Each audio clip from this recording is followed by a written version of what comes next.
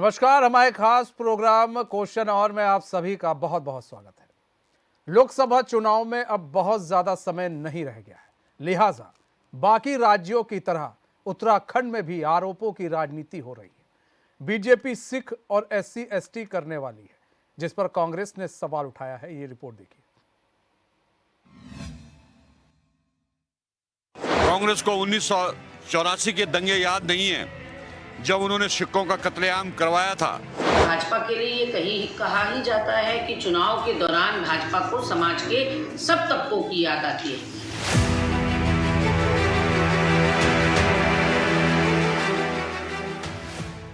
चुनाव के समय सिर्फ बीजेपी ही क्यों, देश की सभी पार्टियों को देश या राज्य की जनता याद आने लगती है। हो सकता है राजनीति करने वालों को इसमें शक हो, लेकिन जनता को इसमें कोई शक नहीं। लोकसभा चुनाव 2024 की तैयारियों में सभी पार्टियां लगी हुई, बात चाहे कांग्रेस की या फिर बीजेपी की, और इन सबके बीच आरोपों की राजनीति भी जारी है। निश्चित रूप से मैं कह सकता हूं कि कांग्रेस का ये शर्मनाक बयान है। कांग्रेस को 1984 के दंगे याद नहीं है, जब उन्होंने सिखों का कत्लेआम करवाया था। और भारतीय जनता पार्टी वो पार्टी है जो सिख समुदाय के प्रति पूरी श्रद्धा और आस्था रखती है।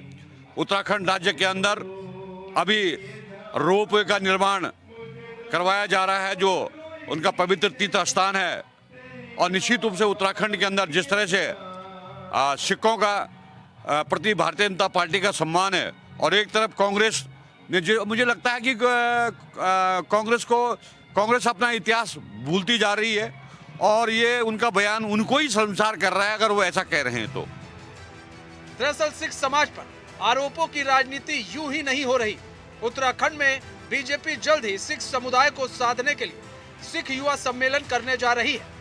बीजेपी की कोशिश है कि लोकसभा चुनाव में सिख समुदाय के लोगों का भी समर्थन मिल सके, लेकिन इसे लेकर अब विपक्षी दल कांग्रेस ने बीजेपी पर सवाल उठाने शुरू कर दिए हैं। जिस बात के लिए भाजपा फेमस है वही सब कर रही है। भाजपा के लिए ये कहा ही जाता है कि चुनाव के दौरान भाजपा को समाज के सब तबकों की याद आती है। पहले उनको एससी एसटी तबके की याद आई, जिसको वो भुला बैठे थे। अब उनको सिख समुदाय की याद आ रही है। वो भूल गए कि गाजीपुर और टीकरी बॉर्डर पर 1 साल तक धरनारत रहे किसान 3 काले कानूनों के लिए 700 से ज़्यादा किसान भाइयों की शहादत हो गई। वो सब सिख समुदाय के तो थे। तो ऐसे में ये सिख समुदाय हो, चाहे एससी एसटी समुदाय हो, चाहे मातृशक्ति हो, चाहे किसान हो, सबको पता है कि भाजपा चुनाव के दौरान तो स्वयं को चौकीदार और वोटरों को मालिक बना देती है, लेकिन सत्ता प्राप्ति के बाद किस तरह से वो जनता को दूध में से मक्खी की तरह बाहर करती है, उससे उत्तराखंड से बढ़िया उदाहरण उसका कोई नहीं है। बात सिर्फ सिख युवा सम्मेलन की नहीं है। अनुसूचित जाति और अनुसूचित जनजाति के मतों को साधने की रणनीति बनाने के लिए बीजेपी गढ़वाल और कुमाऊं मंडल में 2-2 सम्मेलन करेगी। इसके लिए पार्टी ने पदाधिकारियों को जिम्मेदारी भी सौंप दी है। इन सम्मेलनों में एससी एसटी वर्ग से जुड़े सांसद, विधायक, जनप्रतिनिधि और पार्टी पदाधिकारी शामिल होंगे। निश्चित रूप से हमारी भारतीय जनता पार्टी सर्वधर्म संभव उसमें विश्वास रखती है, और कभी कोई तीज त्यौहार किसी के भी होते हैं तो उसको लेकर के पार्टी कार्यक्रमों को हम उसी रूप में अपने कार्यक्रम में एडजस्ट करते हैं। साथ ही हर प्रकार के त्यौहार को हमारी संस्कृति सजीव रहे, उसके लिए भारतीय जनता पार्टी हमेशा काम करती है। जो परिवर्तन किया गया हमारे सम्मेलनों में, वो भी एक उसका हिस्सा है। मतलब बीजेपी और कांग्रेस लोकसभा चुनाव 2024 को लेकर रणनीतियां तैयार कर रही है, ताकि उत्तराखंड के 5 लोकसभा सीटों पर जीत हासिल कर सके। पिछले 2 लोकसभा चुनाव से बीजेपी 5 लोकसभा की सीटों पर काबिज है। ऐसे में बीजेपी के लिए इस बार हैट्रिक बनाना एक बड़ी चुनौती बनी हुई है, तो वहीं कांग्रेस के लिए भी एक बड़ी चुनौती से कम नहीं है। Bureau report, HN 24/7।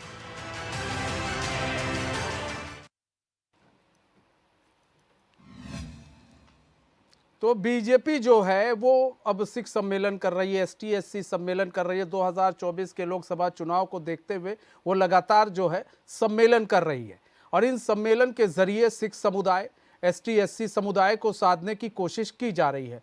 ताकि 2024 के लोकसभा चुनाव में परफॉर्मेंस अच्छी हो सके। पूरी जद्दोजहद में बीजेपी लगी है। उधर कांग्रेस का आरोप है कि जब चुनाव नजदीक आ रहे हैं तब इन्हें सिख की याद आ रही है, एसटी एससी की याद आ रही है, वरना इन्हें इन लोगों की याद नहीं आती है। हमारे साथ हमारे मेहमान जुड़ चुके हैं, कई सारे सवाल हैं, उन सवालों का हम जवाब भी जानेंगे। नवीन पिरसाली जी जुड़ चुके हैं, भाजपा प्रवक्ता आशीष नोटियाल जुड़ चुके हैं, कांग्रेस प्रवक्ता है वीरेंद्र शर्मा जुड़ चुके हैं, राजनीतिक विश्लेषक है उमा सिसोदिया जुड़ चुकी है, आप नेत्री हैं। आप सभी मेहमानों का बहुत बहुत स्वागत है HNN में। सबसे पहले हम आशीष भाई आपका रुख कर लेते हैं। आशीष भाई, सिख सम्मेलन करने जा रहे हैं, SC ST सम्मेलन होने जा रहा है, सिख समुदाय को साधने की कोशिश, ST SC को साधने की कोशिश की जा रही है बीजेपी की तरफ से। किस तरह से देख रहे हैं इस पूरे सम्मेलन को आप लोग? निश्चित ही देखिए, भारतीय जनता पार्टी ने तो मुसलमानों को भी साधने की कोशिश करी। परसों अभी हमने कुछ दिन पहले देखा किस तरह मदरसों के अंदर इन्होंने बच्चों को अपने हिंदू जो हमारे सनातनी बच्चे हैं उनको पढ़ाने के लिए मदरसों में भेज दिया। आप बताएं, उत्तराखंड राज्य के अंदर जो देवभूमि है, 750 बच्चे अगर मदरसों में पढ़ रहे हैं तो आप राज्य को किस ओर ले जा रहे हैं। और फिर उसमें जब डिबेट होती है तो इनके प्रवक्ता बड़े खुश होकर बोलते हैं कि नहीं, अब हमने मदरसों का जो है नवीनीकरण कर दिया है, अब मदरसों के अंदर हम NCERT की पढ़ाई करा रहे हैं। तो इस तरीके की बात हमने करते हुए सुना इनके प्रवक्ता को, किस तरह बोल रहे थे। मतलब ये नहीं बोला कि हम जांच करेंगे, ये एक जांच का विषय है कि अगर हिंदू बच्चे मदरसों में पढ़ाई कर रहे हैं तो हमारी शिक्षा व्यवस्था में ऐसी क्या कमी रह गई जिसकी वजह से बच्चे या तो स्वयं जा रहे हैं या उनको वहां से ऐसा क्या लालच दिया जा रहा है जो बच्चे वहां पढ़ने जा रहे हैं। ऐसा हमें तो नहीं लगता कि ऐसा उचित हो कि आज की डेट में बच्चे अपने स्कूलों को छोड़ के जाएं और कोई माँ बाप अपनी खुशी से भेजे। ये हो सकता है जो आप धर्मांतरण और इस तरह की बातें करते हैं, कानून बनाने की बातें करते हैं, क्या पता जबरदस्ती, क्या लालच, क्या प्रलोभन दिया गया हो। तो ये जांच का विषय था, पर भारतीय जनता पार्टी ने इस मुद्दे को साइड कर दिया। इससे उन्हें अभी कोई दिक्कत नहीं है। अभी आपने कुछ समय पहले देखा होगा जब हमारे प्रधानमंत्री जी ने कहा कि मैं OBC हूँ, अपने आप को उन्होंने OBC बता दिया। उसके बाद OBC समुदाय ने उनके ऊपर केस किया कि आप OBC कैसे हो सकते हैं, ये OBC का अपमान कहाँ है। तो आपके लिए बोला था। तो अभी जब हम कुछ टाइम पहले वो कर रहे थे, जाति जनगणना कर रहे थे, तो यही लोग आके चिल्ला रहे थे कि नहीं नहीं, जातीय जनगणना कर रहे हैं, ये धर्म में बांटने का काम कर रहे हैं, सब कुछ कर रहे हैं। आज आप लोग क्या कर रहे हैं? कभी आप अपने कार्यालय के अंदर मोमडन्स को बुला के वहाँ पे वो पढ़ाते हैं, नमाज पढ़ाने का काम करते हैं, फिर उसको सोशल मीडिया में वायरल होता है। कभी आप OBC के नाम पे राजनीति कर रहे हैं। आप कह रहे हैं सिखों की आपको याद आ गई। ये चुनाव का समय है और निश्चित ही भारतीय जनता पार्टी को हर वर्ग की याद आएगी। और ये सिर्फ चुनावी एक समय है, इसके बाद तो सबको भूल जाती है। इन्हें किसी से कोई मतलब नहीं है। आज ही मनीष भाई, मैं आप बताऊं आपको, हमारे उत्तरकाशी के अंदर देखें कितनी बड़ी एक घटना हुई है। 40 जाने जो है एकदम इस तरह से हैं, ना जाने को है ना आने को है, बीच में अटके पड़े हैं, 4 दिन हो गए हैं। उनके पास व्यवस्थाएं नहीं है कि किस तरीके से उनको निकाला जाए। और हमारे CM साहब जो हैं MP दौरे पे घूमने जा रहे हैं, उनको इतना मतलब नहीं है कि मेरे राज्य के अंदर क्या हो रहा है। अपने राज्य की पीड़ा को क्यों नहीं समझते? क्या वो गरीब अगर मजदूर है तो उनका कोई त्यौहार नहीं होता, उनके लिए कोई दिवाली नहीं होती, उनका कोई व्यवस्था ही नहीं होती। हमने किस मंत्री की वहाँ ड्यूटी लगाई जब ऐसी घटना सामने आई? वहाँ हमारे प्रॉपर इक्विपमेंट्स क्यों नहीं थे? आपने जब उनको सुरंग के अंदर आपने उनको भेजा और आज ये घटना हो गई तो वहाँ पे इक्विपमेंट्स क्यों नहीं थे उनको निकालने के लिए? आज आप इक्विपमेंट्स के लिए कभी इधर भेज रहे हैं, कभी उधर भेज रहे हैं, आपको इक्विपमेंट नहीं मिल रहे हैं। जब लेके 4 दिन बाद जाते हैं तो पता लगता है ये भी खराब है। तो आप एक जानों के साथ, गरीबों की जान के साथ खिलवाड़ कर रहे हैं, बड़ा दुखद है। भारतीय जनता पार्टी को राजनीति से बाहर निकल के भी कुछ सोचना चाहिए, समाज के हित के लिए सोचना चाहिए। राजनीति तो अपनी जगह पे है, चलो चुनाव आएंगे जाएंगे सब होगा, पर कहीं ना कहीं एक मुखिया के नाते हमारे जो प्रधान CM साहब हैं उनको वहाँ जाना चाहिए था। नवीन प्रसाद जी जवाब दीजिए। देखिए, मैं पहले इनका जवाब दूं उत्तरकाशी से कि मुख्यमंत्री जी वहाँ का दौरा कर चुके हैं। माननीय प्रधानमंत्री जी लगातार उस पर अपडेट ले रहे थे। आपने शायद मीडिया को में सुना नहीं होगा, देखा नहीं होगा और पढ़ा भी नहीं होगा। बिना पढ़े लिखे आ जाना कोई बड़ी बात नहीं है। दूसरी बात, आज के मैं विषय पर आता हूँ। ये तो चारों तरफ से होके आ गए। जाति धर्म की भी बात इन्होंने की। कांग्रेस से बड़ा कौन हो सकता है जाति धर्म में बांटने वाला? आज भी आप जातिगत जनगणना की बात करते हैं, सब कुछ बात करते हैं और सिखा रहे हैं भारतीय जनता पार्टी को। भारतीय जनता पार्टी एक राजनीतिक दल है और दल का काम है अपने बल को बढ़ाना। क्या भारतीय जनता पार्टी ने कोई गैर कानूनी काम किया? जो भी बातें इन्होंने कही, क्या कानून से परे काम किया? तो एक दल अपना प्रभाव को बढ़ाएगा, अपने बल को बढ़ाएगा। ये कांग्रेस की मात्र सिर्फ और सिर्फ जनता के बल को ही बढ़ाओ। नहीं, रुको, मैं सुना रहा हूँ। जनता का बल बढ़ रहा तभी तो। भारतीय जनता पार्टी की जो नीति है कि एक राष्ट्र श्रेष्ठ राष्ट्र और विकसित राष्ट्र, विकसित भारत की, तो उसमें तभी तो लोग साथ चलेंगे जब सभी वर्गों को साथ लिया जाएगा। और भारतीय जनता पार्टी सभी वर्गों को साथ लेकर चल रही है, उसमें कोई एक वर्ग पीछे छूटेगा तो भारत विकसित नहीं हो सकता, विकसित राष्ट्र की श्रेणी में नहीं आ सकता, श्रेष्ठ राष्ट्र की श्रेणी में नहीं आ सकता है। तो इसलिए आप देख रहे हैं कि कांग्रेस का सिर्फ और सिर्फ भारतीय जनता पार्टी के बढ़ते प्रभाव के प्रति ईर्ष्या का भाव है, उससे अलावा कुछ भी नहीं है। भारतीय जनता पार्टी वो पार्टी है जो सबका साथ, सबका विकास, सबका विश्वास और सबका प्रयास के साथ काम कर रही है। और आज आप देख रहे हैं उसी के तहत जो भारत की साख में जो अमूलचूल वृद्धि हुई है, उसका कारण है कि हम सभी वर्गों को लेकर चल रहे हैं। और भारत एक दुनिया का सबसे बड़ा लोकतंत्र है और इस लोकतंत्र की साख को ऊंचाई पर ले जाने का काम जो भारतीय जनता पार्टी की सरकार ने आदरणीय प्रधानमंत्री जी के नेतृत्व में किया वो एक अभूतपूर्व है, वो दिख रही है। वो कांग्रेस के कहने पे कुछ नहीं, तो इनका ईर्ष्या का भाव है, ईर्ष्या का भाव का कुछ किया नहीं जा सकता। हम तो सबको लेके चलेंगे, सबका साथ सबका विकास के साथ भारतीय जनता पार्टी आगे बढ़ेगी और इस देश को, इस प्रदेश को श्रेष्ठ प्रदेश और श्रेष्ठ राष्ट्र बना के रहेगी। ठीक है। उमा सिसोदिया जी, सवाल ये है कि अभी आशीष भाई ने एक बात कही कि अब तो ये मुस्लिमों को भी अपने पार्टी में बुला रहे हैं, नमाज पढ़ते हुए वीडियो वायरल हो रही है, तमाम तरह की बातें, SC ST वर्ग को साधने की कोशिश की जा रही है, अभी नहीं साध रहे थे। जो आरोप आप लोग लगाते थे मुस्लिमों से ये दूरी बनाते हैं, अब वो मुस्लिम इनके साथ आकर जुड़ रहे, ये तो एक अच्छी खबर है, सुखद खबर है ना, ये तो बढ़िया बात है। अब आप इसमें तो आप लोग को तारीफ करनी चाहिए कि चलो मुस्लिम समाज के साथ बीजेपी खड़ी है। अब इसमें भी प्रॉब्लम है, तब तो फिर यहाँ पर तो दिक्कत की बात हो जाती है। देखिए, मैं सिर्फ एक कहावत से अपनी बात शुरू करना चाहूंगी कि 100 चूहे खाकर बिल्ली हज को चली। पिछले इतने सालों से आपकी राजनीति सिर्फ और सिर्फ हिंदू मुस्लिम के इर्द गिर्द घूमती रही।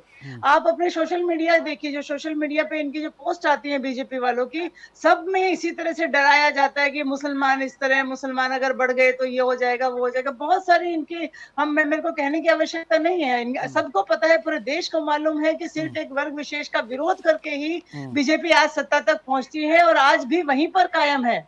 इनके हाथी के दांत जो है खाने की और दिखाने के दूसरे और हैं। आप सिर्फ कुछ मुस्लिम्स को अपने यहाँ बुला लीजिए और उनके साथ आप थोड़ा भोजन कर लीजिए, या उनको भोजन भी नहीं किया, मैंने कोई पोस्ट नहीं देखी इनकी भोजन करते हुए, मैं सॉरी मैं कुछ ज्यादा बोल रही। इन थोड़े मुस्लिम्स को आप अपने पास बुला लीजिए, थोड़ा सा उनके साथ आप सत्कार से बात कीजिए और आप ये कहिए कि हम आपके हितैषी हैं, तो इस बात को सिर्फ हंसने का एक रीजन हो सकता है ये कि बीजेपी आज सिर्फ ये नाटक करके यहाँ पर दिखा रही है, जबकि सबको मालूम है कि बीजेपी ने इस देश को किस गर्त में मतलब डुबो दिया है और कितनी गहराई तक आज हिंदू और मुस्लिम को एक दूसरे से काट दिया है। हमारे बीच में इतनी बड़ी खाई इन्होंने समाज के अंदर पैदा कर दी है, जो हमें अब डेली जो हमारा जो आपस में जो मिलना जुलता होता है सभी लोगों का, उसमें दिखाई देने लगा है वो वेमनेस से।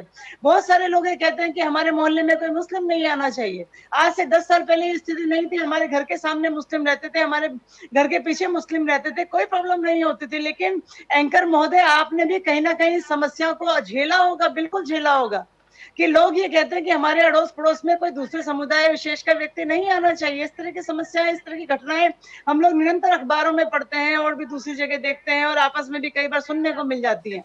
ये इससे पहले नहीं था सिसोदिया जी, इससे पहले नहीं था। बीजेपी ने देश को किस दिशा में नहीं, इससे पहले नहीं था ये चीज, इससे पहले नहीं थी सिसोदिया जी।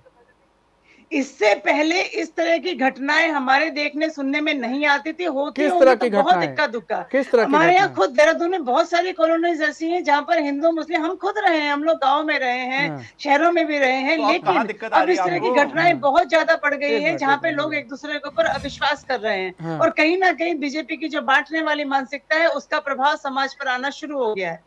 कहाँ पर, किस जगह पर प्रभाव आया है सिसोदिया जी? देखिए, बहुत सारी मॉब लिंचिंग की वारदातें हुई हैं, हमने पूरे देश में देखी है कि कोई इससे पहले मॉब लिंचिंग नहीं हुआ, मतलब 2014 के बाद से मॉब लिंचिंग बढ़ी है, मतलब हुई है, उससे पहले नहीं हुई। बिल्कुल, मैं इस बात को ही कह रही हूँ कि 2014 के बाद से इस तरह की घटनाएं देश में ज्यादा होने लगी हैं, बढ़ गई हैं और ये वेमनेस से जो है वो समाज में दिखाई देने लगा है। पहले इस तरह की स्थिति नहीं थी। मैं मानती हूँ कि दंगे पहले भी हुए हैं, कांग्रेस के राज में भी दंगे हुए हैं, लेकिन सामाजिक जो समरसता थी, जो हमारा जो एक हिंदू मुस्लिम तहजीब थी जो समाज में, वो बनी हुई थी, लेकिन अब उसमें धीरे धीरे बिखराव आने लगा है और ये कहीं ना कहीं बीजेपी की जो नीतियां हैं उसमें शामिल है। ठीक है, मतलब बीजेपी मुस्लिमों से कह रही है बिखराव करने के लिए, हिंदुओं से कह रही है बिखराव करने। ठीक है सिसोदिया जी, कोई सुप्रीम कोर्ट नहीं बोलता, कोई हाई कोर्ट नहीं बोलता, सामने सामने नहीं, हम तो उमा जी सबसे ज्यादा विपक्ष को सुनते हैं हिंदू मुस्लिम करते करते, बीजेपी कम विपक्ष सबसे ज्यादा कर रहा है। ठीक है, वीरेंद्र शर्मा जी आप कितना इत्तेफाक रखते हैं नोटियाल जी के बातों से और उमा सिसोदिया जी के बातों से? लेकिन एक सवाल ये भी है कि अब सिख समुदायों को साधने की कोशिश है। भाई चुनाव आते हैं, सभी जो है जाति समाज को साधने में लग जाते हैं। ऐसे में बीजेपी सिख समुदाय को साधने में लग रही है, एसटी को साधने में लग रही है। बुरा क्या है इसमें? फिर कांग्रेस को काहे को दर्द हो रहा है? कांग्रेस भी तो जातीय जनगणना की बात कर रही है। देखिए मनीष जी, मैं इस मुद्दे को दो नज़रिए से देखता हूँ। एक तो यह है कि बीजेपी सरकार में है, बीजेपी राज्य में भी सरकार में है और केंद्र में भी सरकार में है। और सरकार का धर्म होता है कि वो हर समुदाय को साथ लेकर चले। अगर वो किसी विशेष समुदाय के लिए कोई कार्य करने जा रही है तो वो एक गवर्नमेंट का एक अधिकार है, वो करना पड़ता है और करना भी चाहिए सरकार को, हर सरकार को। और दूसरा, आप चुनावी एंगल से अगर आप इसको जोड़ना चाहते हैं तो देखिए, आगामी चुनाव को देखते हुए हर एक पार्टी के पास ये अधिकार होता है कि वो हर समुदाय को अपने वोटर को अपना लुभाने के लिए वो तरह तरह के प्रोग्राम और उनको जिस तरीके के वादे आश्वासन देने की जो बात पार्टियां करती हैं, वो सिर्फ बीजेपी ही कोई अनोखा कार्य नहीं कर रही है। ये कार्य पूर्व में कांग्रेस या अनेक पार्टियां करती आती है, हर राज्यों में अलग अलग समुदायों को साथ। ऐसा नहीं है, अब मान लो अगर हम इस बात को आज बोले कि एसटी एससी या फिर यहाँ पे सिख समुदाय की बात कर रहे हैं आप, देखिए वो तो समुदाय की, एक विशेष समुदाय की अपनी अलग एक सोच है कि वो किसको वोट करना चाहेंगे। वो बीजेपी के इस प्रोग्राम करने से इतने बहकावे में नहीं आता कोई भी कि भाई एकदम वो उनके लिए बिल्कुल निछावर हो जाएंगे। वो भी जानते हैं कि कौन अच्छा कर रहा है कौन बुरा कर रहा है, वो उसके पक्ष में ही रहेंगे हमेशा, जिस भी विशेष समुदाय की बात कर रहे हैं। पर इसमें कोई बुराई नहीं है। और मैं बुराई इसलिए भी नहीं समझता हूँ क्योंकि कांग्रेस या अनेक पार्टियां, अनेक विपक्ष पार्टियां दूसरे राज्यों में भी आप आजकल न्यूज़ सुनते हैं, मध्य प्रदेश, छत्तीसगढ़ और राजस्थान की बातें, तो देखिए खुलेआम इनके बड़े नेता राहुल गांधी ने भी तो खुलेआम अनाउंसमेंट की है कि हम जातीय जनगणना करेंगे, अगर हम सत्ता में आएंगे तो हम जातीय जनगणना करेंगे। तो लेकिन अगर हम उसके ऊपर भी बात करें तो वो भी तो एक बंटवारे की और मतलब समुदायों को आपस में बांटने की बात है। परंतु लेकिन अगर कांग्रेस पार्टी को लगता है कि ये एक अच्छा है, उनके लिए जनहित में अच्छा है, तो वो कर रही है। और इसमें मैं ये नहीं मानता हूँ कि कांग्रेस गलत कर रही है। उनकी अपनी समझ है, उनकी पार्टी की एक अपनी पार्टी लाइन है, वो पार्टी का एक कलेक्टिव डिसीजन होगा, इसलिए वो बात खुलेआम पूरे देश में घूम घूम के कह रहे हैं। तो यहाँ पे वही बीजेपी के परिप्रेक्ष्य में अगर मैं बात करूँ तो बीजेपी भी मैं इसको गलत नजरिए से नहीं देखता हूँ कि वो अगर एक विशेष समुदाय आशीष नोटियाल जी, भाई जातीय जनगणना की तो बात आप भी करते हैं, लेकिन आज आपके मुंह से सनातनी है सुनकर बड़ा वो हो रहा है, क्योंकि अक्सर आप लोग जो है जब इस तरह की बातें होती है तो आप लोग एक वर्ग विशेष को ज्यादा सपोर्ट कर देते। फिलहाल यहाँ पर बात है कि आप भी तो जातीय जनगणना की बात कर रहे हैं भाई, घूम घूम के जातीय जनगणना, हम जहाँ आएंगे जातीय जनगणना कराएंगे। लेकिन अगर कर्नाटक की बात कर ले तो अभी तक वहाँ पर कुछ है नहीं, वहाँ पर सब टाटा फिस है। लेकिन घूम घूम के आप यही कह रहे हैं बार बार, जब सत्ता में थे तब आप लोगों ने कुछ किया नहीं। ऐसे में आप ही के ही जो सहयोगी दल है वो आप पर सवाल उठा रहे हैं, कैसे चलेगा सर? देखिए, जातीय जनगणना करने से भाजपा को परेशानी थी। जब हमने जातीय जनगणना की बात करी तो भाजपा परेशान हो गई। आज देखिए, ये मुद्दा उठाया किसने? ये बात हुई शुरू कहाँ से कि ये सिख समुदाय की को साधने की कोशिश कर रही है। ये बात आपने तो उठाई, ये बात चैनलों ने तो उठाई कि भाई देखो अब सिख समुदाय को ये वो करने की कोशिश कर रहे। तो ये बात तो शुरुआती है आपसे भी, हम लोग तो उसकी डिबेट कर रहे हैं। भाई आपने तो उस मुद्दे पे रखा, मुद्दा आपने रखा, आप ही कोई पत्रकार गए होंगे हमारे यहाँ, उन्होंने ही बोला होगा कि देखो जी वो तो साध रहे हैं। तो ये तो आपसे ही मुद्दा उठा, और अब ये मुद्दा उठा, अब इस पे अगर बात हो रही है तो आप कह रहे हैं आप बोल क्यों रहे? तो अब हम इस मुद्दे पे ना बोले तो कौन से मुद्दे पे बात करें आपसे? अगर आज की डेट पे देखिए, भारतीय जनता पार्टी, ये बात तय है, चुनावी मोड में रहती है। भारतीय जनता पार्टी के नेता खुद आके बोलते हैं, प्रवक्ता खुद आप लोग को चुनाव नहीं लड़ना है, आप लोग को चुनाव नहीं लड़ना, आप देखें नहीं, आपको चुनाव नहीं लड़ना। आप ये देखें, नगर निगम चुनाव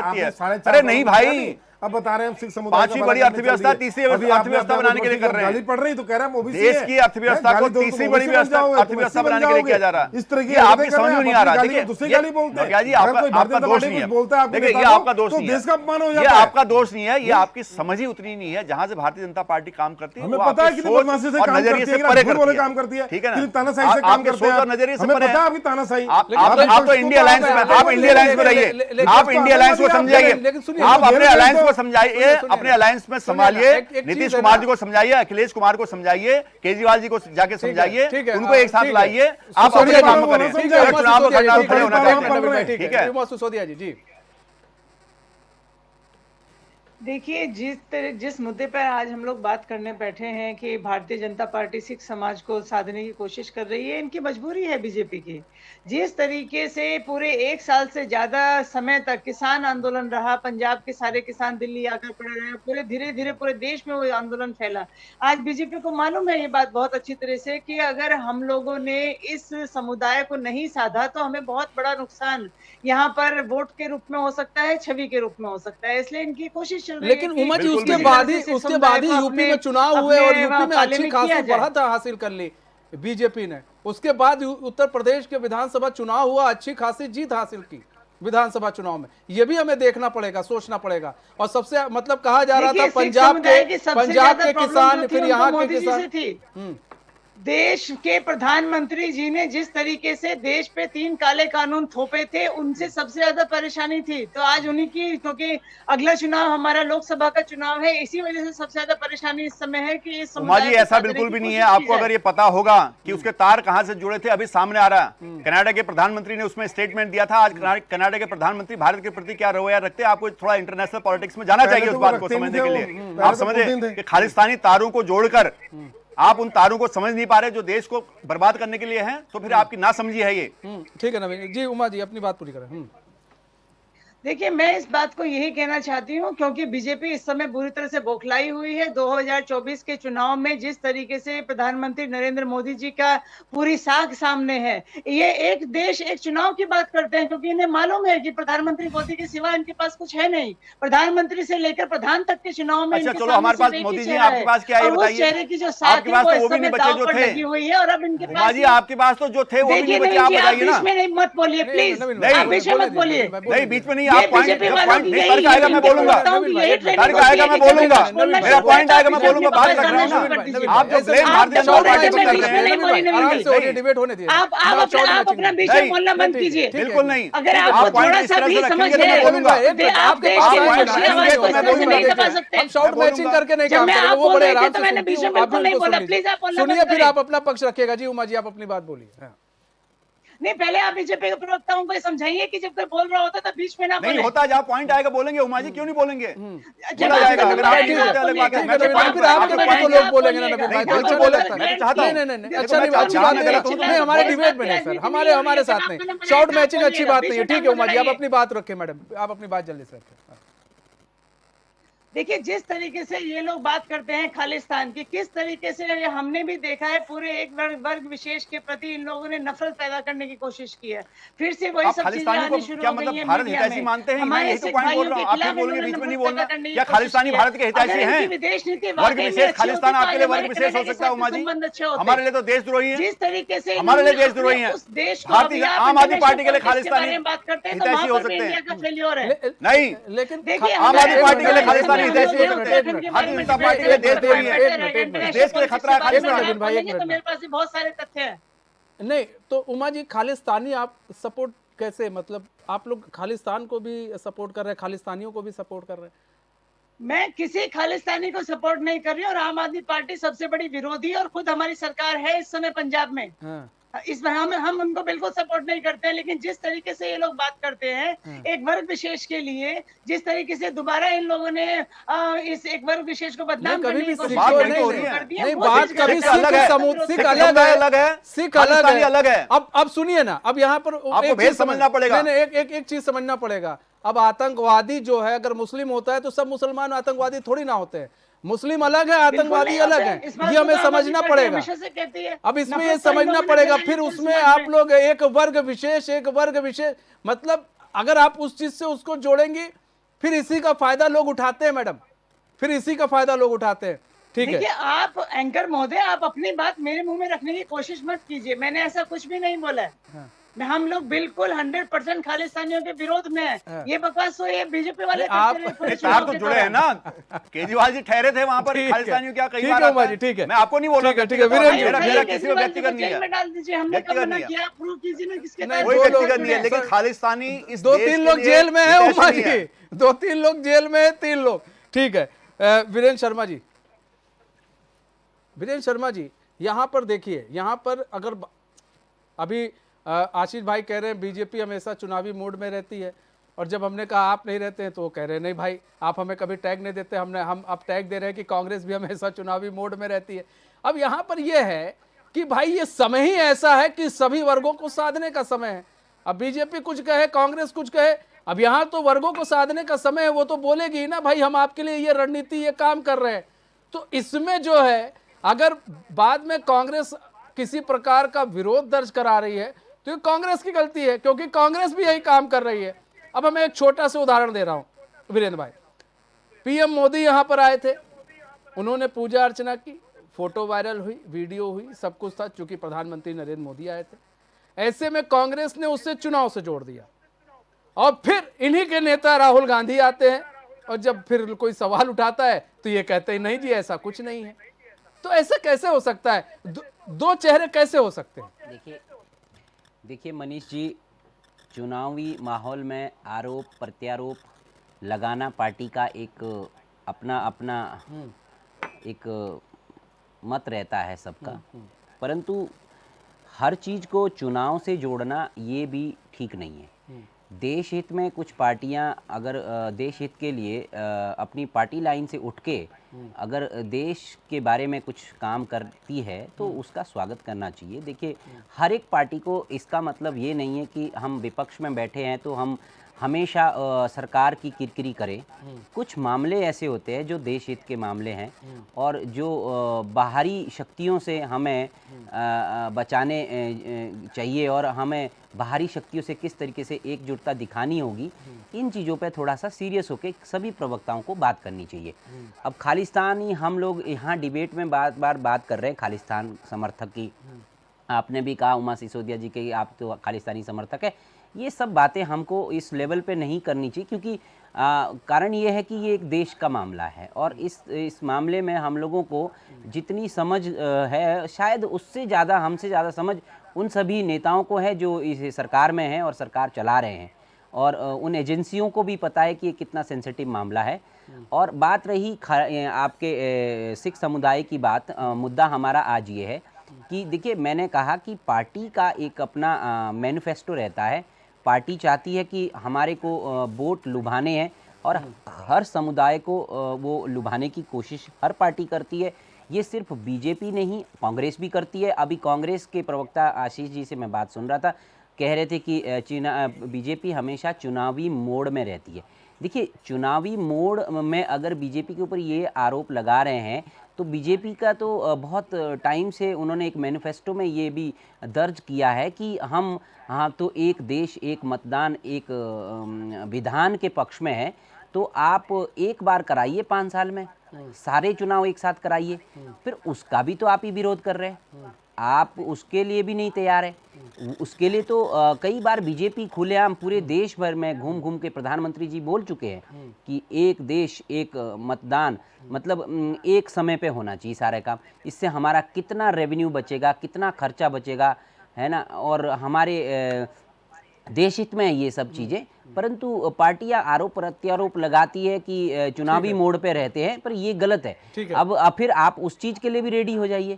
अगर आप ये नहीं चाहते हैं तो फिर एक बार करिए 5 साल में चुनाव। यहाँ पर देखिए, यहाँ पर आप कहते हैं कि भाई बीजेपी कर रही है, चुनावी काम कर रही है। अच्छा, आप लोग जो कर रहे हैं वो क्या कर रहे हैं उसके बारे में बताइएगा। आप जो मीटिंग कर रहे हैं गढ़वाल में, आप जो मीटिंग कर रहे हैं कुमाऊं में, वो किस लिए कर रहे हैं? आशीष भाई एक लाइन में जवाब चाहिए। आप क्या चाह रहे हैं, हम बैठ जाएं घर में? मैं एक लाइन में जवाब दीजिए ना। कार्यकर्ताओं से ना मिले? नहीं, मैं पूछ रहा हूं। कार्यकर्ताओं से मिलना आप मीटिंग करो तो आपका काम दायित्व इस समय देखना है, यहाँ की बेरोजगारी को देखना है। अगर आपने काम किया होगा तो जनता को आशीष वोट भाई, देगी। आप आशीष क्यों भाई, परेशान हो रहे हैं? आप अगर आपने काम किया तो वोट नवीन भाई, मिलेगा एक ना मिनट ना, आपको। प्लीज। आप क्यों परेशान है? ठीक है आशीष भाई, एक लाइन में जवाब मैंने मांगा। नहीं तो मैंने हमें कहा ना, आप हम गढ़वाल कार्यकर्ता- मंडल में आप लोग जा रहे हैं, आप लोग भी बूथ स्तर पर काम कर रहे हैं, ये क्या है, इसको क्या कहते हैं? नहीं, हमें आपको बोल तो दिया मैंने। क्या आप क्या चाह रहे हैं कि हम घर बैठ जाएं? मतलब कर क्या रहे हैं? हम घर बैठे कार्यकर्ताओं ना से बैठे वो मुलाकात ना आपकी इच्छा, करें। बैठिए ना बैठिए, आप कर क्या रहे हैं? वो निश्चित हम अपने संगठन से मिल रहे हैं, उनसे बात कर रहे हैं। इसे क्या कहते हैं? और आप क्या चाह रहे हैं? हम सचिवालय में बैठ जाएं, विधानसभा अरे बैठ जाएं? सर, हम वही तो अरे पूछ जो रहे हैं। सत्ता में अरे है सचिवालय में वो होंगे, सर मैं विधानसभा में पूछ वो रहा हूँ, ये होंगे। कर क्या रहे हैं आप? क्या कर रहे हैं? राजनीति कर रहे हैं? क्या कर रहे हैं? नहीं, राजनीतिक पार्टी राजनीति नहीं करेगी तो क्या वही मैं करेगी? पूछना चाह रहा हूँ। अगर राजनीतिक पार्टी सुनिए ना, है सुनिए ना, तो हम भी चुनाव की तैयारी करेंगे। नहीं तो वही काम तो ये भी कर हम भी रही है, देखिए, वही काम तो ये भी कर रही है। भाजपा तो पे फिर और यहाँ भी पर 2024 भाजपा- क्यों, और आप क्या भाजपा 2030 की जो तैयारी कर रहे हैं जनता क्या? को गुमराह करने का नहीं, जो काम कर रही है, आप 2029 की तैयारी कर रहे हैं? हम 29 की भी कर रहे हैं, हम 24 की भी कर रहे हैं, हम नगर मतलब निगम की भी कर रहे हैं। 24 की अभी हम 24 नगर पर निगम अभी की भी कर फोकस चुके हैं। नहीं, 29 पर फोकस हम है। सब कर चुके हैं। आपने 29 बोला, मैंने 29 बोल दिया आपको। हाँ। हम नगर निगम की भी कर चुके हाँ, हैं, हाँ। लेकिन आपको लगा कि आप लोग हार रहे हैं तो आप नगर निगम से आप साइड हो गए। अब आपको 2024 की तैयारी करनी, बात उसकी नहीं है। बात अभी देखिए बात इसी की है सर। जो मुद्दा अभी आपने उठाया कि वो उनको साथ नहीं देखा। आप अगर कहते हैं कि नहीं हम जाति धर्म से उठकर बात करते हैं, तो अब ये भी कहते हैं हम एक युवा सम्मेलन कर रहे हैं, पर आपने नाम लिया हम सिख युवा सम्मेलन कर रहे हैं, तो उससे सीधे सीधा आता है कि इस बार आप सिखों को साधने की कोशिश कर रहे हैं। इसके अलावा और कुछ नहीं है। दूसरा देखो, मोदी जी ने अभी एक मंत्र दिया था कुछ टाइम पहले, अगर आपने भी सुना होगा, कि अब जो है राम मंदिर के नाम पर मेरे नाम पर वोट नहीं मिलेगा, अब आपको अल्पसंख्यकों के घरों में जाना पड़ेगा। अपने कार्यकर्ताओं को उन्होंने नसीहत दी थी कि आपको मुसलमानों के घर भी जाना है, एससी के घर जाना है, एसटी के घर जाना है, वो भी इनको साधो, इनके घर जाओ। तो ये मोदी जी ने बोला था, तो ये उसका पालन कर रहे हैं।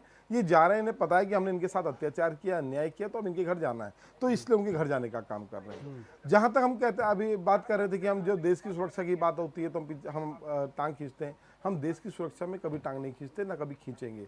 देश की सुरक्षा सर्वोपरि है। सबसे पहले देश सुरक्षित हाथों में होना चाहिए और सुरक्षित जगह पे होना चाहिए। पर पिछले 10 सालों से हमने ऐसा कुछ देखा नहीं कि देश के अंदर बहुत कोई बड़ा काम हो गया हो। आप देखिए, आज भी चीन हमारी जमीनों को कब्जा रहा है। कई बार इस बात को हम अरे करते सर, हैं, फिर हम फिर तो फिर आप पूछते मना हैं, फिर कर आप देते- लोग फिर बाय बाय नहीं, फिर आप चिल्लाते मना हैं, कर देते हैं कि फिर नहीं, वही नहीं, बात नहीं होती है। कब्जा फिर सर देखिए, राहुल गांधी पर अभी सर मैं बोलूंगा, फिर चुप्पी साध लेंगे आप। नहीं, फिर अभी नोटियाल भाई चुप्पी साध लेंगे। एक सवाल पूछ लूंगा, चुप्पी साध लेंगे। जब हमने बोला, मैं कह रहा हूँ आशीष भाई, ऐसी बात मत कीजिए, फिर चुप्पी साधनी पड़ जाए अभी आपको। हमारे जो मैं कह रहा हूँ आपके पास को विदेश अच्छा, मंत्री चलिए का बयान चीन आया ने था कि आप एक सीक्वेंस से मिनट बोलते नवीन भाई, एक मिनट, मैं ये कह रहा हूँ चीन ने कितनी जमीन कहाँ पर, किस जगह पर उसने ली है, ठीक है, ये क्लियर कीजिए, ये इसकी बात को क्लियर कीजिए। आंकड़े हम इकट्ठे करें जाए। अरे सर, क्या बात कर रहे हैं आप ही तो चिल्ला रहे हैं ना। अरे हमने देखा वो कब्जा मतलब यही, फिर बोलूं, ये जांच तो आप अभी आपको पता होगा, राजनाथ सिंह जी ने खुद माना इस बात को कि चीन के बॉर्डर में स्थिति सामान्य नहीं है। राजनाथ सिंह जी तो नहीं, स्थिति सामान्य नहीं है, मतलब कि उन्होंने जगह ले लिया। जगह ले लिया। क्या नोटियाल जी, क्या नोटियाल जी, देखिए, आप भाजपा का पक्ष ना लें। देखिए, यही हो, फिर मैं कहता हूं सर, सवाल एक हो जाएगा, फिर आप कहेंगे सुनिए ना, नहीं नोटियाल भाई साहब, नहीं, बिल्कुल। अच्छा चलिए, सवालों का जवाब दीजिए सर, सवालों का जवाब दीजिए। पहली बात, दूसरी बात है, अब आप सवाल पूछते हैं ना, तब सर फिर सवाल याद आ जाता। मैं उन सब चीजों से बचता हूं ताकि आप लोग फंसे ना। अच्छा, एक चीज बताइए, आप फिर इसी तरह की अनर्गल बात करते हैं, फिर आपके नेता भी अनर्गल बात करते हैं। अभी आपके नेता ने, राहुल गांधी जी ने, आपके माननीय नेताजी ने अभी एक रैली में कहा कि भाई हम चाहते हैं मध्य प्रदेश के अंदर जो है वहाँ पर मेड इन मध्य प्रदेश सामान बने, made in Madhya Pradesh phone बने, made in Madhya Pradesh shirt बने। अरे सर, चीन को लपेटे में तो ले रहे थे, इंडिया को लपेटे में ले रहे थे। आप कह रहे थे, मैंने जब देखा तो मोबाइल में मेड इन चाइना लिखा रहता है। सर, आपके यहाँ क्या पीआर टीम राहुल गांधी को इतना भी नहीं बताती है कि जनाब आज की डेट में दूसरे नंबर पर मैन्युफैक्चरिंग है, कंपनियां हैं, भारत मैन्युफैक्चर करता है। नहीं, मोबाइल सर, मोबाइल कौन सी मोबाइल कंपनी भारत की है? मोबाइल कौन सी सर, सारे कौन सी नहीं है, कौन सी नहीं है, कौन सी नहीं है, नवीन भाई, कौन सी नहीं है, कौन सी नहीं है, और बोलो कौन सी नहीं है, मैन्युफैक्चरिंग होती है यहाँ पर। ये नहीं होता। आपके समय में कितनी थी सर? 2। विदेशी लोग आपके समय में कितनी थी? 2। विदेशी लोग आपके समय में कितनी थी? 2। वो भी बंद होगी। तो 2 थी, 2 आपने 2 बंद कर दी।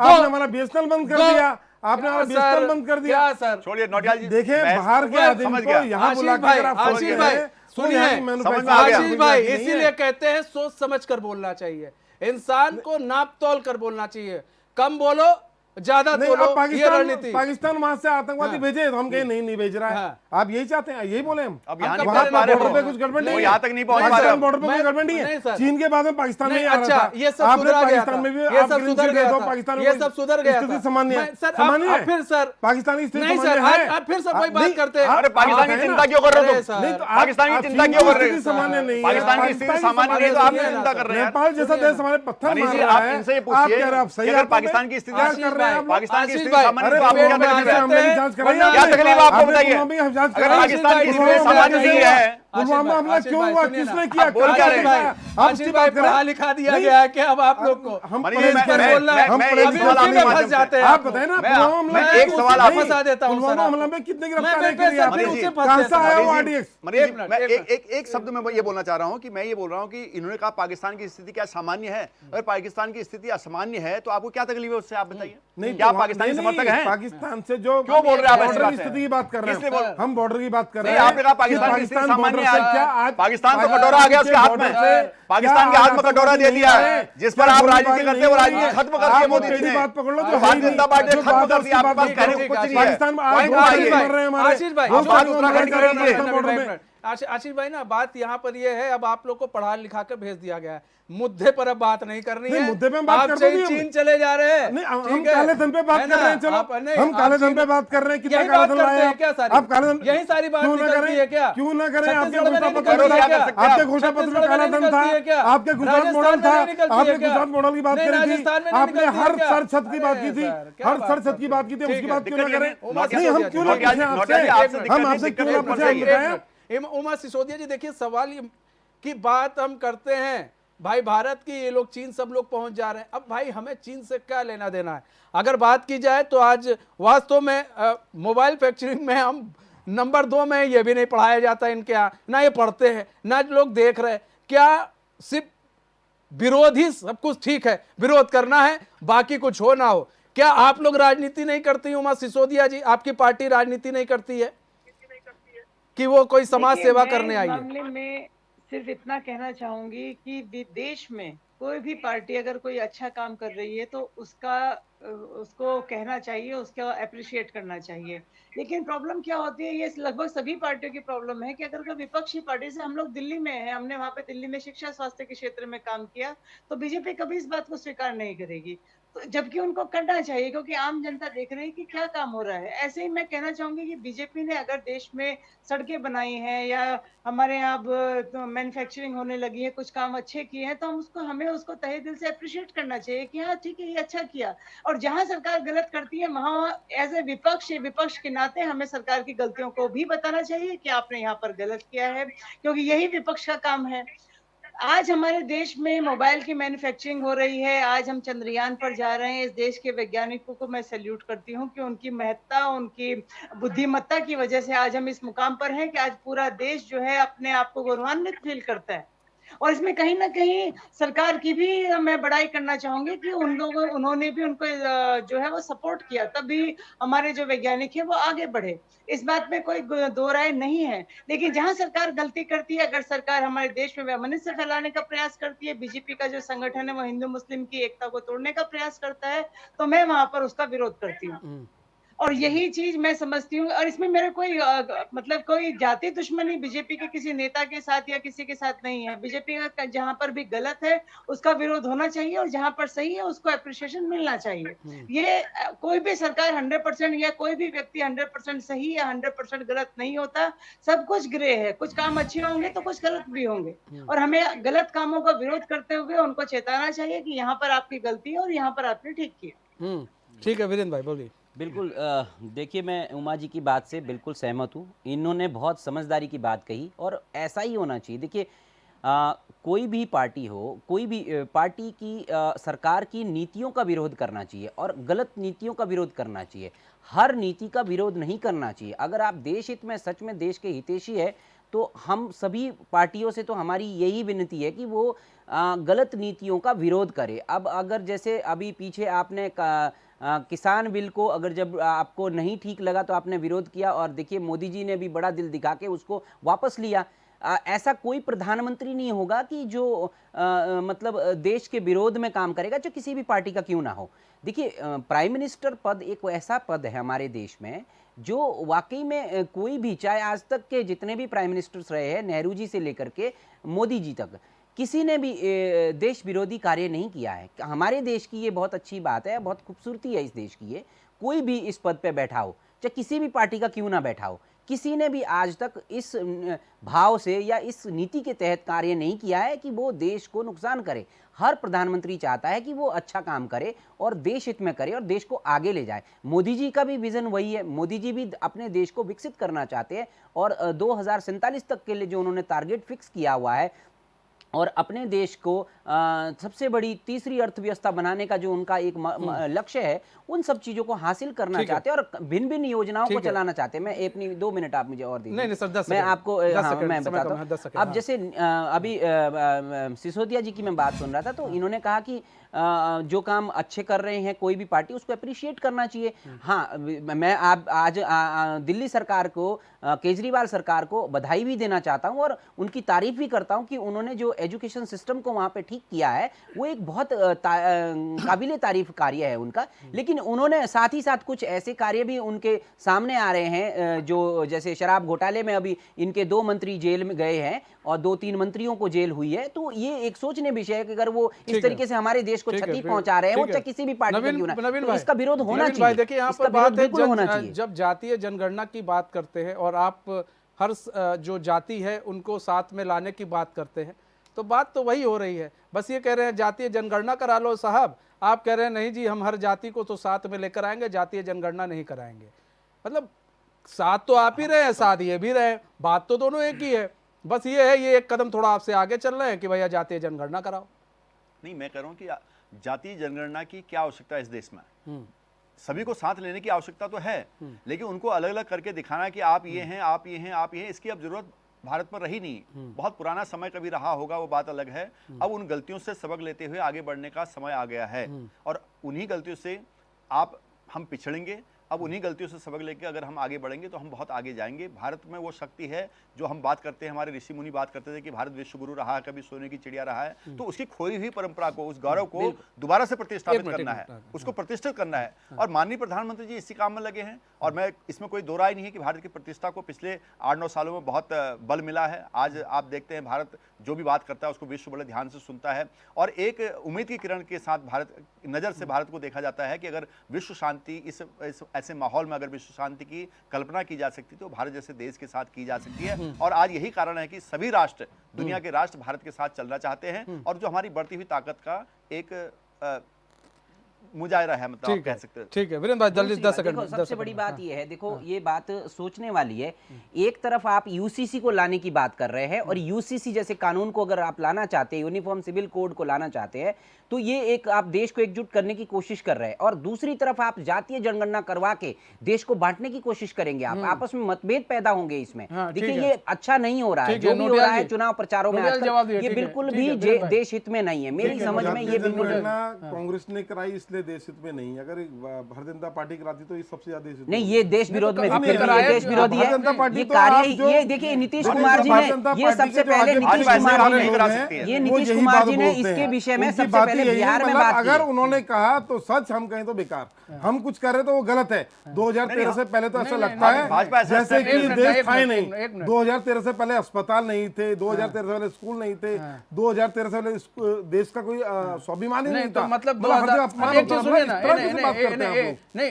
2014 के बाद से कुछ बना भी नहीं है। 2014 के बाद से शिक्षा बढ़ी नहीं है।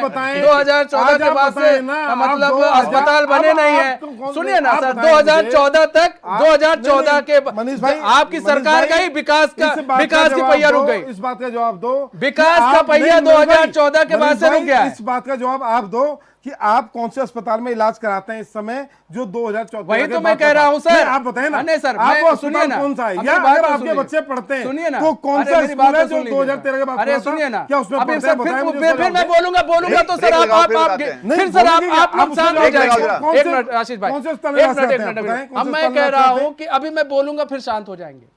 अभी मैं फिर आप लोग कहते हैं सर बताएं, आप ये बताइए, सुनिए ना, आप एम्स की बात करते हैं ठीक है, आप ये बताइए आपके समय कितने एम्स एम्स थे ही थे? नहीं हमारे टाइम पे। मैं पूछ कितने रहा हूँ थे? कितने कितने थे? थे आप? एक मिनट ना सर, नहीं, एक मिनट, एम्स कितने बताइए एम्स ना, थे? कब एक बने? मिनट ना सर, कितने एम्स एम्स कब थे? बने? एम्स कितने थे? नहीं, एम्स बने एम्स कब? कितने थे? एम्स बने मैं कब? पूछ रहा हूँ नहीं, आप कितने बताइए थे? ना, मैं पूछ मुझे रहा नहीं हूँ पता कितने कितने थे? थे। मुझे नहीं मैं पता पूछ कितने रहा हूँ थे। कितने थे? मुझे नहीं पता, मुझे पता नहीं एम्स बताया थे। नहीं है सर मुझे ये आपको। पता एम्स आज थे। कितने एम्स है? एम्स थे। अरे यार, मेडिकल कॉलेज है तो कितने एम्स थे? ही ना। मेडिकल है कॉलेज तो कितने एम्स थे? ही। है तो मेडिकल एम्स। कॉलेज नहीं, आप कितने ये थे? कह रहे हैं तो आपको एम्स यही नहीं पता है नहीं, जनाब, आप ये आपको बता यही एम्स नहीं तो पता है, है। आपको यही नहीं एम्स पता है, बात तो हमने ही आपको करी। यही नहीं पता। आप एक बताएं, मतलब बंद बनाई मतलब नहीं, सड़क को अभी यहाँ चौड़ी पर करते यही तो हैं बात है ना और सर। आप कहते हैं हमने अच्छा सड़कें ये बना बताइए दी। कितने अरे साल जिसने शासन किया पहाड़ों आपने? तक सड़क पहुंचाई, कितने उसकी साल बात करो शासन ना। किया आपने? नहीं, कितने नहीं, साल शासन किया आपने? हमने जितने किया आपको कितने पता किया? होगा, आपको पता है ना मैं- कितने किया? नहीं आपको नहीं पता क्या? कितने किया? नहीं, आपको नहीं पता अरे सर क्या? कुछ बताइए नहीं, नहीं आप- क्या तो आपको? आपको नहीं, हमें नहीं कुछ पता। नहीं पता है क्या? आपको नहीं पता आपने अरे शासन सर किया। हम तो आधे से हमने एंकर किया है, हमें नहीं। नहीं पता है। शुरू से हम क्या- हमारी शुरू से नॉलेज सही कर भाजपा दीजिए। शासन कर रही है। कितने शुरू साल से में आपने भाजपा शासन हमने किया किया महाराज? ही नहीं जी। क्या भाजपा ही बात कर रही है करते हैं शासन। सर? नहीं, आप एक बताएं, कुर्सी पर हमारे बैठे बने हुए सबसे एम्स को पहले प्रधानमंत्री आपने आपके एम्स ही बना दिया, लगातार तो कौन सा काम कर दिया? प्रधानमंत्री बनाए बंद बनाई गए। सड़क को, अगर सुनिए आपने ना, चौड़ा कर दिया, कौन सा पहले काम कर दिया? जवाहरलाल नेहरू, हमारे ही काम फिर को आपके दिखाने इंदिरा गांधी जी, आप- फिर राजीव गांधी जी, ऐसे ही नहीं, तो नहीं, आपके प्रधानमंत्री बने। तो जनाब तो क्या ये चाहते हैं बताइए, आप? नहीं, आप क्या नहीं चाहते हैं? करेंगे ना तो ये बंद करें, करेंगे, नहीं, मतलब कोई नहीं, अलग से नहीं, तो सरकार इन्होंने आएगी। क्या क्या किया? बात इनकी करते बात हैं है ना, सर आप इनके जवाब आप देना। अपने देखिए, हाथ पैर मैं सर की बात एक करते हैं। लाइन एक लाइन में इनका जवाब देना चाहता हूँ, एक लाइन में। ठीक है, मैं ये बताना चाह रहा हूँ कि मोदी जी ने जितने एम्स बनाए उतने कांग्रेस ने 70 सालों में नहीं बनाए। आप गूगल सर्च कर लेना, जाके देख अच्छा लेना। बनाए एमसी ना, बिल्कुल। शुरुआत किसने की एम्स की? अरे हॉस्पिटल बनाए, किसने करी वही शुरुआत? बात है। नहीं, हॉस्पिटल की शुरुआत किसने करी? नहीं, आपने करी, यार, मान लिया एक आपने बात करी, बताओ, आपने मैंने करी। आपको ये बना आप के दे 70 दिया। साल में 7 अब बनाए और इसकी हमने 10वीं 70 बना साल दिए। बना दो तो कौन सा बड़ी बात कर दी? अच्छा, मतलब बड़ी शुरुआत बात तो नहीं मैंने है। की ना। क्या बात है सर, शुरुआत तो जनता हमने के करी ना। सामने मत कह इनका दीजिए इलाज, आप। इनका मान क्या जनता अजीब के भाई, सामने ही कर क्या रहे हैं बात हम जनता के सामने ही बात कर रहे हैं। अरे सुबह महाराज, एक बात है, जनता से बंद मत बनाई कह रोड को दीजिएगा। आपने थोड़ा चौड़ा कर आशीष दिया, भाई, आप कह रहे हैं हमने आशीष सड़कें बना भाई, दी। आशीष भाई, मनीष ऐसा भाई, है। भाजपा के प्रवक्ता ऐसा की तरह सुनिए। बात मत करो। नहीं, सुनिए, आशीष मनीष भाई, अगर ये आज तो एक नहीं, बात है, मनीष मैं मोबाइल एक पॉइंट का आपको किसके बोलना नाम पे आया? चाहता हूं। इनके सुनिए नाम पे नोटिया आया जी, क्या? नोटिया जी मोबाइल इनके आपके नाम पे आया? सुनिए, मनीष जी आपको बार बार निकालने की कोशिश कर रहे हैं, लेकिन आप फिर उसी कुएं में गिर रहे नहीं, हैं। आप आप उसी कुएं में गिर रहे हैं। मनीष जी ने तो आपको बहुत सहारा दिया। आगे तो बढ़ाना है। मनीष जी ने आपको बहुत सहारा, आप बनी हुई समझ नहीं सड़क पा को भी ठीक रहे, नहीं कर आप पाएंगे। सारे को नहीं समझ पा रहे। आप बनी हुई सड़क को भी आप ठीक नहीं उस कर सारे पाएंगे। को नहीं समझ पाए, आप सारे बने को हुए नहीं हो रही है। इसको भी दोबारा नहीं बना पाएंगे तो आप करेंगे क्या? मनीष जी ने आप करेंगे। नहीं, मनीष आप किस मनीष चीज़ जी के ने लिए? इतना हाथ आपको दिया, सवारा फिर भी किनारे पे लाए, आप फिर उसी में गिर रहे हैं। सामान लेके आप उस हमने इशारे बना को हमें मनीष जी देखिए, का हाथ आपको आपकी समझ नहीं चाहिए, है। तभी वो आपके ऊपर हाथ रखे बैठे, हमें नहीं चाहिए है कि आप उस हमारे इशारे को लिए समझाएं हमारा जो उन्होंने बहुत कर दिया। आशीष भाई देखिए, आप ऐसा उनका हाथ है आप ना। रखें, आपको सुनिए, मुबारक। नहीं, आशीष भाई, हम तो सच और हम झूठ की किसी बात ने- जानते नहीं, हैं। हम भी तो देखिए, सच और झूठ कह रहे तो हैं। एक बात बताएं, मतलब जिस नहीं, रोड को आज आपने चौड़ा किया, सुनिए ना, वो रोड आशीष बनाई नोटियाल किसने जी, थी? सुनिए ना आशीष नोटियाल जी, अब आप क्या कहना चाह रहे हैं आशीष नोटियाल जी कि आप कंप्यूटर लाए, उसके बाद तो जो मिला है, है। सुनिए मेरी बात तो सुन लीजिए ना, आप ये कहना चाह रहे हैं आप कंप्यूटर लाए, उसके बाद कंप्यूटर बंद होना जाना चाहिए, तो कहीं ना कहीं इस बातों को एक समझना बात बहुत बताओ। जरूरी है। बनी आशीष हुई भाई चीज कोई ऐसी तो दलील आगे मत दीजिए, जनता क्या कहेगी, जनता क्या कहेगी। ये बात नहीं है, चलिए मतलब सर, का समय कम है हमारे पास, समय कम है।